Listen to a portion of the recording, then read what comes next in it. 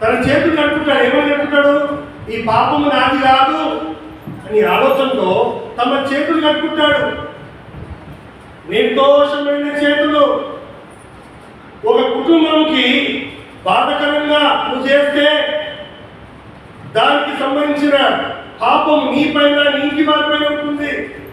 అయితే నీ చేయాలనుకున్నామా? నిర్దోషమైన చేతులు, దోషము లేని చేతులు. ఎలాంటి చేతులమ్మా? దోషము లేని చేతులు. ఒకవేళ మన చేతులు బాగున్నాయి, ఈరోజు నా చేతులు తెల్లగా ఉన్నాయమ్మా, తెల్లగా ఉంటాయిపోయానమ్మా, తెల్లగా ఉంటాయిపోయినా చేతులు తెల్ల తీసుకోవాలంటే ఏమైనా చూసుకోవచ్చు చేతులకు.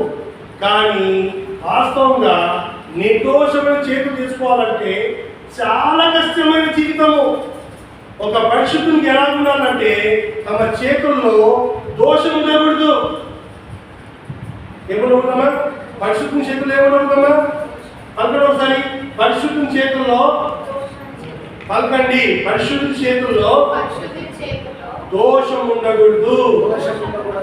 పరిశుద్ధుని చేతుల్లో దోషము ఉండకూడదు. నీ చేతుల్లో దోషం ఉందంటే అర్థం ఏమిటంటే నువ్వు పరిశుద్ధుడవు. బైబిల్లో 12 మంది శిష్యులు ఉన్నారు. దోషం ఉందా అంటే వాడి చేతులు దోషం లేదు. వాడి చేతులు పరిశుద్ధులు. వాడు పరిశుద్ధులు కనుకనే దేవుడు వాడి మాట విన్నాడు. నీవు కూడా అనేక సార్లు అనుకుంటావు, ప్రభువా నా మాట ఆలకించము, ప్రభువా నన్ను చూడని అనుకుంటాం మనము. కానీ దేవుడు చూసేవి ఎప్పుడు చూస్తాడంటే మన చేతులు పరిశుభ్రంగా ఉంటేనే దేవుడు చూస్తాడు. బోలేసు మహారాజ్కి, బోలేసు మహారాజ్కి. మాట్లాడుతున్నామా? రెండవ మాట చూస్తాం. అదే దావీదు రాసిన కీర్తన 51వ కీర్తన 10వ వచనం చూద్దామా? అక్కడ భక్తుడు ఏమంటున్నాడు? 51:10.